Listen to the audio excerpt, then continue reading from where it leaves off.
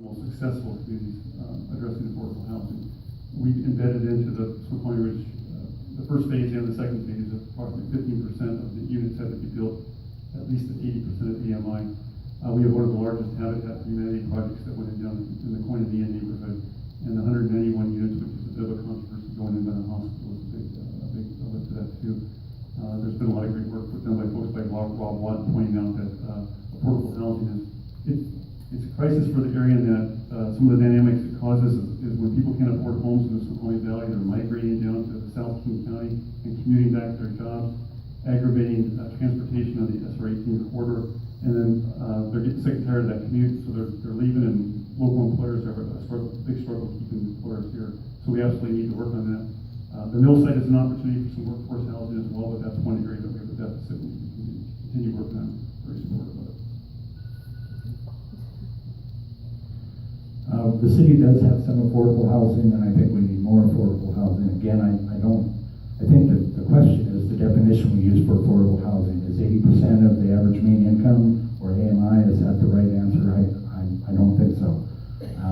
When we have school teachers that both the husband and wife are working together and still can't afford a place here in Snoqualmie, we need to look at other options. And I think we can do that through looking at zoning changes. One possible thing is accessory dwelling units. If you have a large enough piece of property, is there any reason you can't put a small unit on the back? I think some places call them mother-in-laws, those type of things. Different cities are trying this type of stuff. Portland's trying it, Vashon Island's trying it. I don't see any reason why we can't look at every single option that's out there, along with the affordable housing that we have. Habitat for Humanity is another way to possibly do that. So I've worked, I have a lot of experience with affordable housing. I served on the board of directors of Habitat when we built the homes just off of Snoqualmie Parkway, and I was part of a couple of rounds of affordable housing here on Snoqualmie Ridge. So I'm a proponent of affordable housing, but there's a lot of anecdotal things that are shared here when we talk about affordable housing, and there are some facts that I think get missed. So the city has a comprehensive plan, and affordable housing is a part of that plan. So to answer the question about the role has already been defined, that we are going to take one. There's incentives baked into that plan for developers for the city and the county. And so funding decisions are made, investment decisions are made by developers, and so you can't unravel that plan. But the idea, the statement that we can have people who live here and work here and that we can control those decisions, that is not true.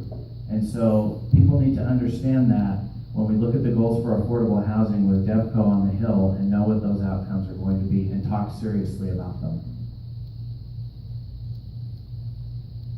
This is a tough topic to go towards the end of the group with, because it really is a combination of everything that's been said here. We do need the affordable housing that is scheduled to go forward. We do need to protect what we have in any way we can. I do love the idea of being able to integrate what Fuzzy and I have had a lot of conversation about this, that we need to integrate more mother-in-law add-on houses, little houses, that sort of thing, into the lots where we can. And really though, as a city, I would love, and I know there are limitations here, but as a merchant who tries to also live in the city, I'm a rarity. We need to be able to have small businesses and people that own small businesses and can also still live here. So for me, that would be a goal for us to be able to attract enough housing of a type that can be afforded by people who are here running business. The one thing about the affordable housing is they just raised the water utility rates 42%. The city puts their own taxes 9% on it. People that already live here are being driven out of their homes because of the increase in taxes and all these utility rates. And that's something that needs to be addressed. When they did the rate study, they studied other cities. Why not do the study to what the needs are to build out right now? Just because the neighbor has higher water rates than we have to.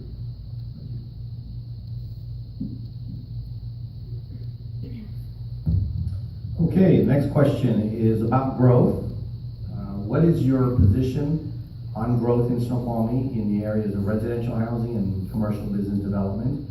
How can the city best balance the rights of property owners and the city's desire to manage growth?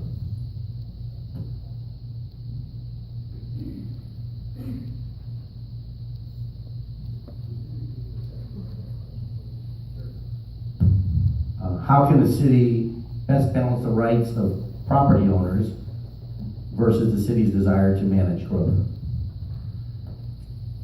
First off, I believe if you're a property owner, the property is yours to do with what you so desire to do within the letter of the law.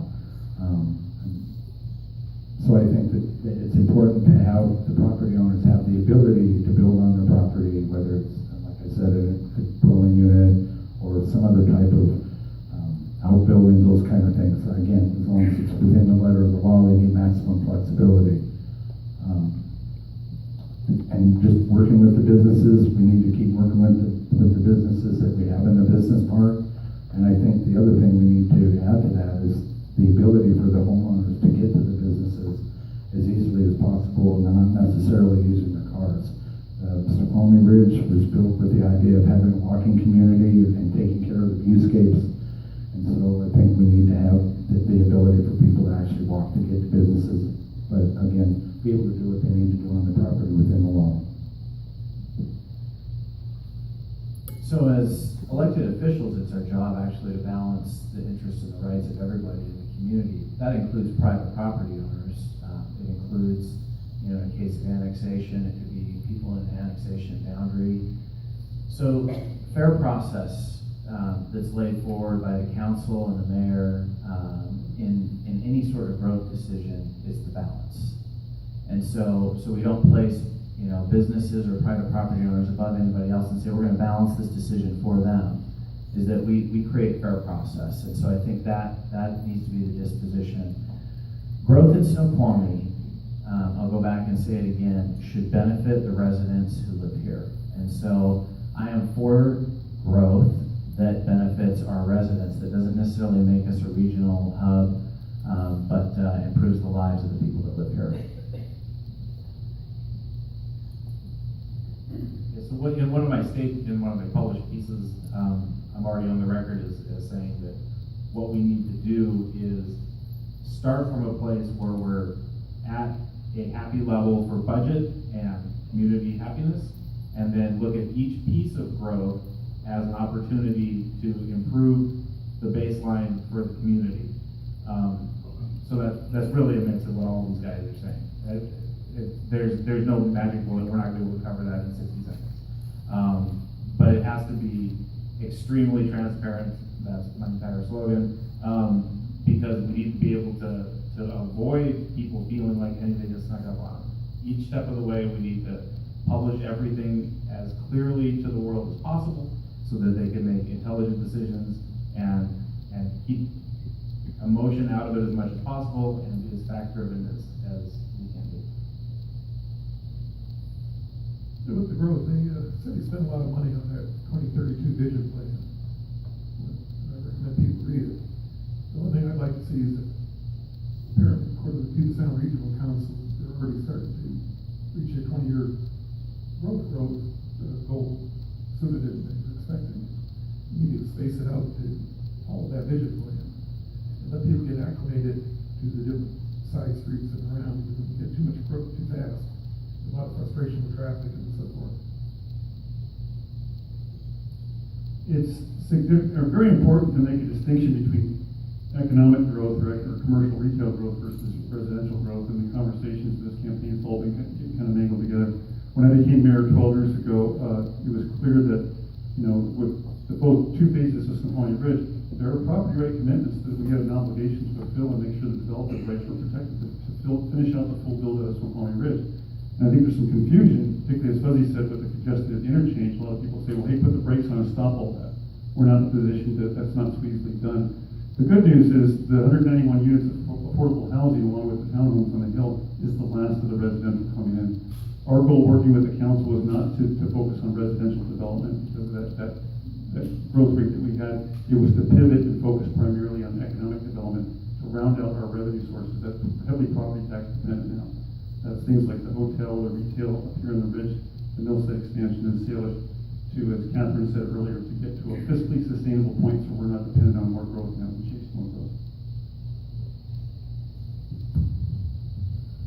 Okay, this is the second of our in your own words questions, and this one's for Ed Mortensen. You've expressed concern in the voter guide that after public hearings, elected officials vote on issues without due consideration of the citizens, and that you would change that.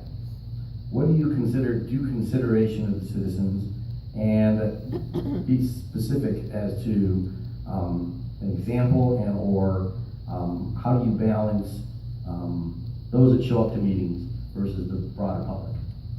Well, first, when you first get the people interested in the developer to do something, for example, like the mill site, one of the big issues there is it's gone along quite a distance, but people don't fully understand. As the mayor mentioned, the environmental review was exempt, when it got annexed. For the mill site, once it's, they're doing the environmental review, which I think is a good idea, because if they're gonna build on it, they can clean up all the contaminants, because that's gonna affect the groundwater. But if the city knew earlier on a lot more than the public concern, when it's time to come to vote on it, you'd have a lot more people in favor of it. Okay, you mentioned the mill site, so that's the next question actually. So this is for everybody, 1 minute answer. What do you, with regard to the Snoqualmie mill development, what do you see as the advantages for the city for this potential development, and what are your main concerns on the process moving forward? And please include in your answer any input with regard to how should the public be involved.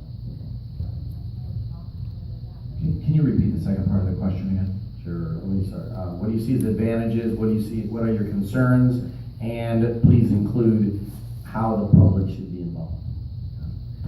So I think the advantage of it is that you've got Snoqualmie Falls and a facility. The way it's been communicated is that there is that there's wine tasting and that's going to be part of that development. And so it's a nice pull from Snoqualmie Falls. And so there's revenues to the city that we can benefit from that. The concern, of course, is the traffic. There's been Saturdays where you go down to the roundabout and it's already crowded. And so I think traffic, is a concern. As far as the process of what the public has in input, at every council meeting, and I've heard this was told to me the other day, so not everybody knows this. Every council meeting, the public has an opportunity to come at the beginning of the meeting and at the end of the meeting and give public comment on anything that is not on the agenda. And so that opportunity exists today and exists at every single council meeting. And so people should come to those. So I think that the mill site would be an excellent opportunity to do some much needed infusion of small to medium economic growth for the city of Snoqualmie. I think that the types of businesses they're talking about, having breweries and distilleries and concert venues and that sort of thing, not amphitheaters, but I think it's a great opportunity to bring in money into the city, and it meets one of my other criteria, which is it gives us something fun to do as well. I think that we'll take good advantage of it. The disadvantages, my concerns are clear. The potential problems of digging into that soil are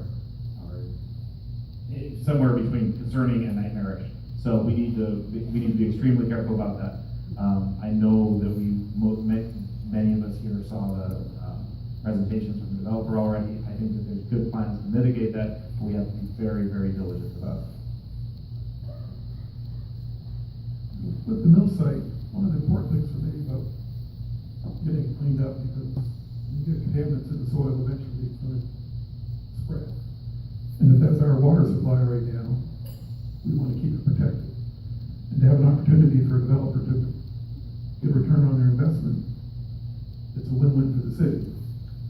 And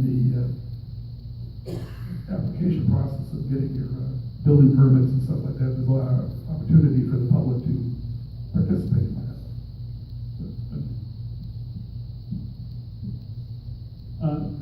The mill site's a great opportunity for us. There were comments made that it was a horrible thing to annex into. When you annex a mill site into the city, it does, all the toxins don't suddenly start migrating because the boundary changed. It's only being disruptive. We would not allow the developer to disturb areas where PCBs and other toxins have been spilled. Here's the primary concern. If we left it outside the city in King County jurisdiction, it didn't preclude another use coming in there. When warehouse moved out of Federal Way, a fish factory was proposed to go there. We could end up with a fish factory or something.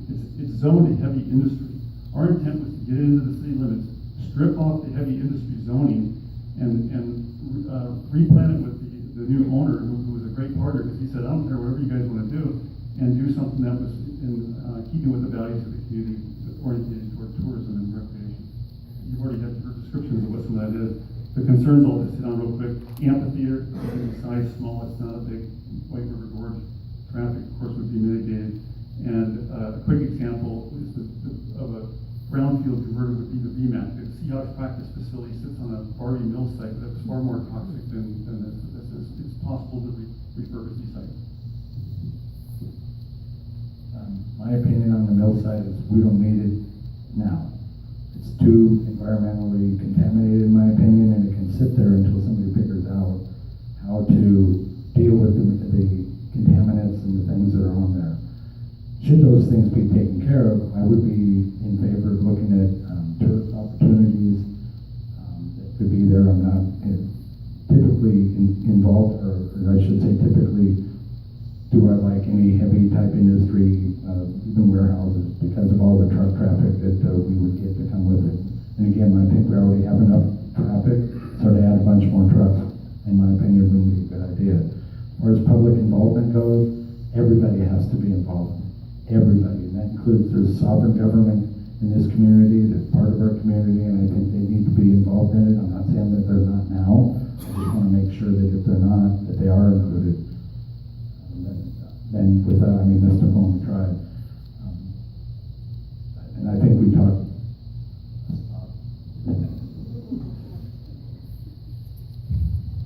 I had admonishments planned, and you guys aren't going to let me use them.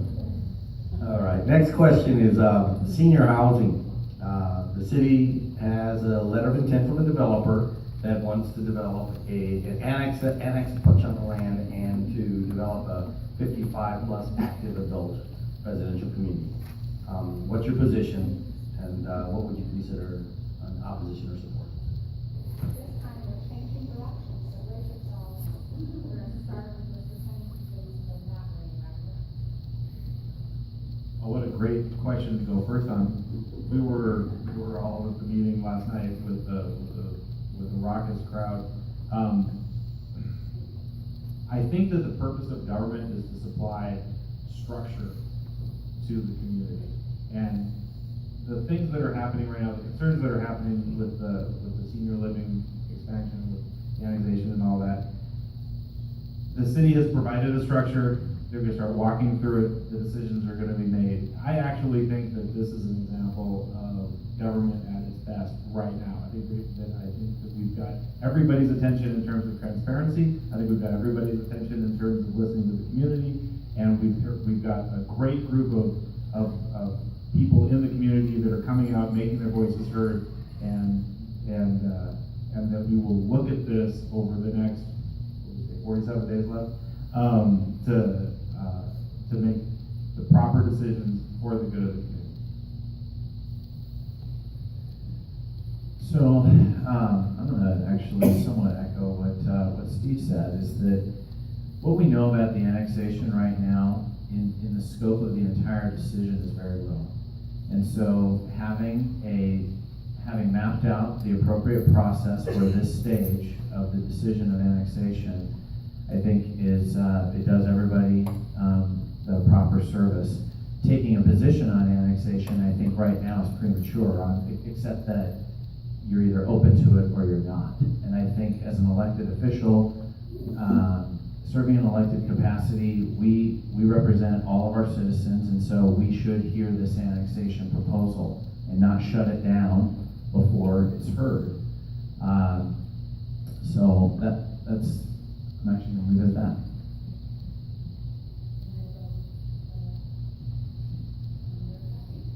As far as senior housing goes, the majority, somewhere about 25% of the people in the next few years are gonna be 60, 65 years old. You gotta put us somewhere. So I think we need to look at that. I don't know if that space is the exact right space to do it. I know last night the city council and the mayor went over a calendar to give us an opportunity for public input.